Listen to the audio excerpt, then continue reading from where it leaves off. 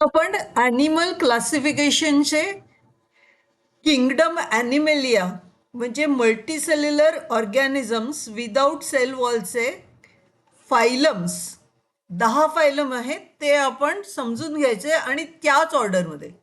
तर नंबर 1 आहे पोरीफेरा. हा पोरीफेरा आहे ना, तर पो पासून पोर्स. पोर्स म्हणजे काय? भोकं. स्पॉन्ज बघितलात ना तुम्ही, तर स्पॉन्ज कसं पाण्यात गेल्यावरती त्या भोकाभोकामुळे ते पाणी ॲब्सॉर्ब करतं, म्हणजे त्या भोकांना आपण पोर्स म्हणतो. तर स्पॉन्ज लक्षात ठेवायचा. प्रत्येक फायलमचा एक टिपिकल ॲनिमल लक्षात ठेवायचं आणि मग बाकीचे तुमच्या ऑटोमॅटिकली लक्षात राहतील. आता ह्या चार्टवरूनच तुम्हाला डायरेक्टली 2 ते 3 कॅरेक्टरिस्टिक्स त्यांचे गुणधर्म लगेच कळतात. तर पोरीफेराचं काय आहे की सेल्युलर ग्रेडचं ऑर्गॅनिझम आहे. सेल्युलर ग्रेड ऑर्गनायझेशन म्हणजे काय की इथे फक्त ह्याच्यामध्ये सेल्स आहेत, टिश्यू वगैरे काही नाही. दुसरं बॉडी सिमेट्रिक असिमेट्रिक आहे, म्हणजे वेडीवाकडी बॉडी आहे. आणि तिसरी गोष्ट म्हणजे जर्म लेअरच नाहीये, त्याला जर्म लेअरच नाहीये. आता हे सर्व आहे ना, हे चित्र तुम्ही बघितल्यावरती उरलेलं तुम्हाला पोरीफेरा ह्याच्याबद्दलची माहिती मिळेल. तर हे पहिलं अगोदरचं झालेलं आणि दुसरं हे एवढं तुम्ही चित्र लक्षात ठेवलं ना का तुम्हाला सर्व येणार आहे. हां, तर उदाहरण होतं काय? सायकॉन स्पॉन्ज. तर सायकॉन स्पॉन्जची कॅरेक्टरिस्टिक काय आहेत? स्पॉन्जची कॅरेक्टरिस्टिक काय आहेत? तर त्यांच्या शरीरावरती भोकं आहेत. भोकं म्हणजे पोर्स आहेत. आता पोर्समधून इकडे पाणी येतं, आणखीन वरती ना अगदी मोठं भोक आहे. तर असं पाणी आत येतं आणि बाहेर जातं. आता आत येऊन बाहेर गेल्यामुळे त्यांना रेस्पिरेशन करायला मिळतं, श्वासोश्वास करायला मिळतो, जेवण त्यांना घेता येतं आतमध्ये, आणि त्याबरोबरच त्यांच्या अंगातलं जे वेस्ट आहे, घाण आहे, ती पण बाहेर टाकली जाते. पण हे पाणी येतं कसं ह्या भोकातून? ह्या भोकाच्या इकडे ना स्पेशल प्रकारचे सेल्स असतात. जशी बल्बच्या आकाराची असते, त्याला एक शेपूट असते. तर त्या सेलला कॉलर सेल्स असं म्हणतात. आणि ती शेपूट सारखी फडफडत फडफडत असते, त्यामुळे ते पाणी आत खेचते आणि आत येतं आणि बाहेर जातं. हे झालं स्पॉन्जचं स्पेशल कॅरेक्टरिस्टिक्स. त्याबरोबर स्पॉन्जचे जे शरीर असतं ते स्पॉन्जी बॉडी असते, म्हणजे मऊ अशी बॉडी असते, ती प्रोटीनची बनलेली असते. आणि त्याच्यावर अगदी बारीक बारीक असे काट्यासारखं असतं, ते कॅल्शियम कार्बोनेट किंवा सिलिकाचं बनलेलं असतं. ओके, तर स्केलिटन काय? स्पॉन्जिन. ह्या भागाला स्पॉन्जिन म्हणतात आणि स्पिक्युल्स. ओके. त्याच्यानंतर रिप्रोडक्शन. रिप्रोडक्शन कसं होतं? तर असेक्शुअल पण होतं आणि सेक्शुअल पण होतं. असेक्शुअलमध्ये काय होतं की सायकॉनला बडिंग होऊ शकतं, बड येतो, तो बाहेर जातो, आणखीन पुन्हा जमिनीला चिकटतो आणि रिप्रोडक्शन होतं. किंवा फ्रॅगमेंटेशन म्हणजे सायकॉनचा तुकडा पडला ना, तर पण तो बाहेर जातो, जमिनीला चिकटतो, तळाला चिकटतो पाण्याच्या, आणि मग त्याचं रिजनरेशन होतं, किंवा तो पूर्णपणे नवा सायकॉन बनवतो. त्याबरोबर सायकॉन हा हर्मोफ्रोडाईट आहे, म्हणजे त्याच्यामध्ये मेल आणि फिमेल दोन्ही ऑर्गन्स आहेत, ज्यामुळे तो सेक्शुअली पण रिप्रोड्यूस करू शकतो. ओके. प्रश्न कसा विचारतात ते आपण बघूया. ते पुढे दिलेलं आहे, पण आता कधी कधी चित्र दाखवतात आणि सांगतात शॉर्ट नोट लिहायची. तर शॉर्ट नोट लिहायची असेल ना, तर तुम्ही ह्याच्यातले साधारण 4 ते 5 पॉईंट्स तुम्ही लिहा. ओके. पण प्रत्येक शॉर्ट नोटच्या खाली एक्झाम्पल्स हे पाहिजेत, तर एक्झाम्पल्स पाठ करायला हवी. तर शॉर्ट नोट आपण वाचूया. Phylum porifera. The animals from the phylum Porifera have a very simple body structure. They are called sponges. Their body has many tiny pores called ostia. Water leaves the body through a larger opening called oscula. Pores आहेत, त्यांचं नाव ostia आहे, आणि वरती जे मोठं भोक असतं त्याला ऑस्क्युला म्हणतात. The water contains tiny food particles and organism. जे आतमध्ये येतं पाणी त्याच्यामध्ये जेवण वगैरे त्यांना तिकडूच मिळतं, श्वास पण त्या थ्रूच घेतात, आणखीन वेस्ट पण त्याच्या थ्रूच रिमूव्ह होते. The water then passes through the body and goes out of the oscula. They have special cells called collar cells which help flow of water. They are aquatic animals. Most are found in sea water, while a few live in fresh water. काही marine आहेत, काही fresh वॉटरवाले आहेत. They remain attached to a surface.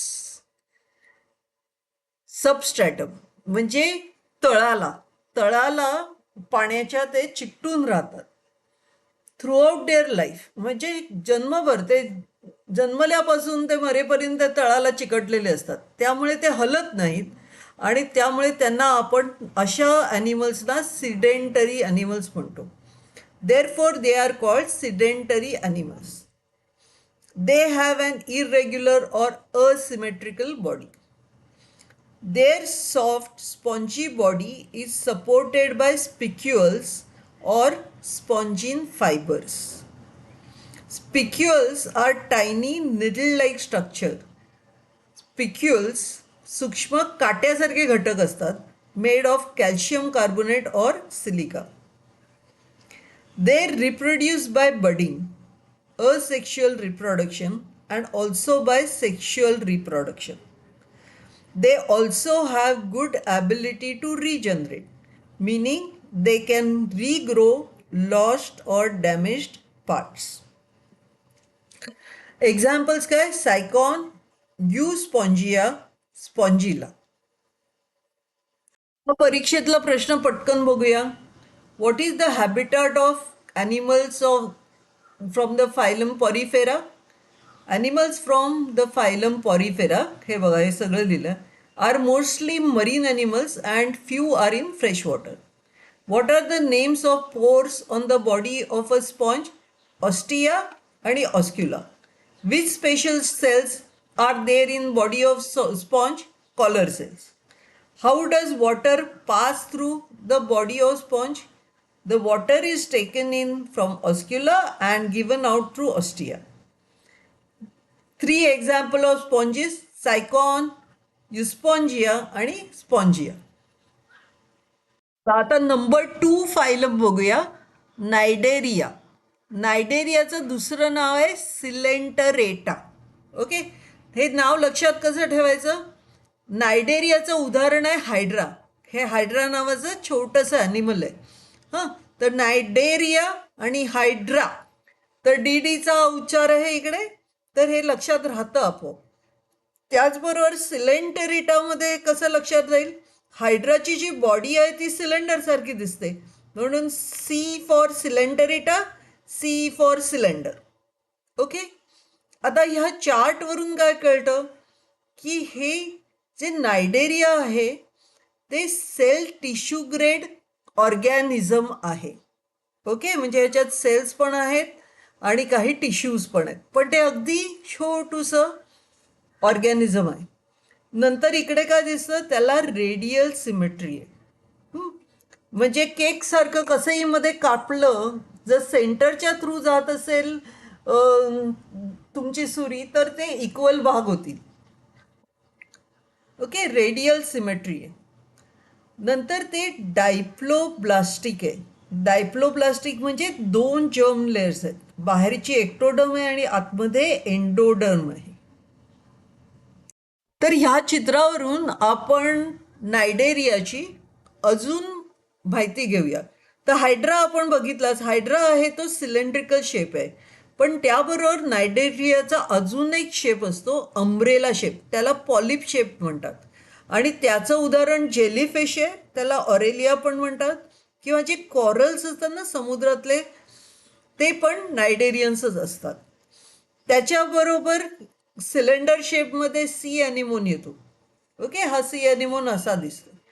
आता ह्यांच्यामध्ये special characteristic काय आहेत? त्यांच्या वरती ना असे टेंटॅकल्स असतात. टेंटॅकल्स म्हणजे अशी लांब लांब लांब लांब बोटं, पण ती त्याच्यामध्ये ना ती बोटं कशी असतात ती सगळी अशी सावजाला धरून ठेवायला पकडण्याला मदत करतात. ओके, तर त्यामुळे त्यांचं प्रोटेक्शन पण होतं, म्हणजे स्वतःला ते ॲक्च्युअली सुरक्षित पण ठेवू शकतात, पण त्याबरोबर ते दुसऱ्यावर अटॅक पण करू शकतात.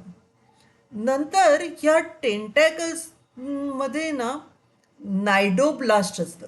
नायडोब्लास्ट म्हणजे असे काटे असतात, ते असे अंगात रुतले, तुम्हाला पकडलं, त्या सावजाला पकडलं, माशाला पकडलं सपोज, आणि त्याच्यामध्ये ते काटे रुतले ना, तर त्याच्यामधून एक विष येतं आणि तो मासा आहे ना तो पॅरलाइज होतो, त्याला हलताच येत नाही, आणि मग हे लोक त्याला मारून टाकतात. ओके, तर स्पेशल कॅरेक्टरिस्टिक काय, टेंटॅकल्स आणि नायडोब्लास्ट. राहतात कुठे, ॲक्वाटिक आहेत, मोस्टली मरीन आहेत, पण काही फ्रेश वॉटरमध्ये सुद्धा राहतात.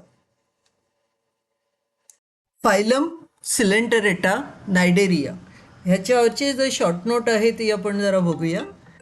Body of these animals is cylindrical, called as polyp, or umbrella-like, called as medusa. Most of these animals are marine. Only few are freshwater dwellers. Body of these animals is radially symmetrical and diploblastic, म्हणजे 2 layers आहेत. आता त्यांच्या बॉडीमध्ये speciality काय ना, त्यांना tentacles असतात. हां, टेंटॅकल्स म्हणजे काय, tentacles are thin finger like structures present around the mouth. त्यांच्या तोंडाच्या जवळ हे टेंटॅकल्स असतात. हां, लांब लांब असे बोटासारखे स्ट्रक्चर्स असतात. Tentacles help the animal to catch its prey, आणि त्यांनी ते सावजाला म्हणजे खाणं काही असेल तर त्याला पकडतात. आणि त्याच्यामध्ये स्पेशल सेल्स असतात, cnidoblast. Cnidoblast are special cells present on the tentacles. When the prey comes in contact with this cells, आता ते जेव्हा टोचतात ना त्यांना, तेव्हा ते ना विष सोडतात, आणि ते जे तो मासा पकडलेला असेल ना, तो पॅरलाइज असतो, हलूच शकत नाही. दे रिलीज टॉक्सिन म्हणजे विष सोडतात इन टू द प्रे म्हणजे सावज इकडे मासा धरूया आपण छोटासा. This toxin helps to paralyse or immobilise the prey. Cnidoblast also help in protecting the animals from enemies. त्याचप्रमाणे जर कोणी त्यांची शिकार करायला आलं तर ते स्वतःचं त्या टेंटॅकल्सनी वगैरे संरक्षण पण करू शकतात. एक्झाम्पल, हायड्रा, ॲडमेशिया, त्याला दुसरं नाव आहे सी ॲनिमोन, फायसेलिया, किंवा पोर्तुगीज मॅन ऑफ वॉर, हे भयंकर असं विषारी असतं. ऑरेलिया म्हणजे जेलीफिश, आणि हे कॉरल असतात, समुद्रातले हे लहान जीव असतात जे मोत्यासारखे रंगीत रचना करतात. समुद्राच्या खाली हे सगळे लहान जीव असतात समुद्रामध्ये. पटकन प्रश्न बघूया. Give reason. Our body irritates if it comes in contact with jellyfish. आता जेलीफिश आहे ना, त्याला पण टेंटॅकल्स असतात. Tentacles around the mouth. A jellyfish has tentacles all around its mouth. These tentacles have special stinging cells. Stinging cells म्हणजे काय, टोचणाऱ्या cells आहेत, called nidoblast, that help the jellyfish catch food and protect itself. When our skin touches the tentacles, nidoblasts try to protect the jellyfish. They inject poison in our body, which causes our skin to itch, burn or get irritated. हां, आणि मग ते poison गेल्यामुळे आपलं skin irritate होतं. दुसरा प्रश्न काय आहे, observe the diagram and identify the phylum. This is picture of hydra, phylum is cnidaria. तिसरा प्रश्न काय आहे, what is the habitat of animals from phylum cnidaria. The animals from the phylum cnidaria mostly are marine animals and few are in fresh water. What is the use of tentacles of hydra? A hydra has tentacles all around its mouth. These tentacles have special stinging cells called nidoblasts that help the hydra to catch the food and protect itself. 3 examples of nidaria: jellyfish, hydra, sea anemone. What are coral reefs? Coral reefs are present in ocean.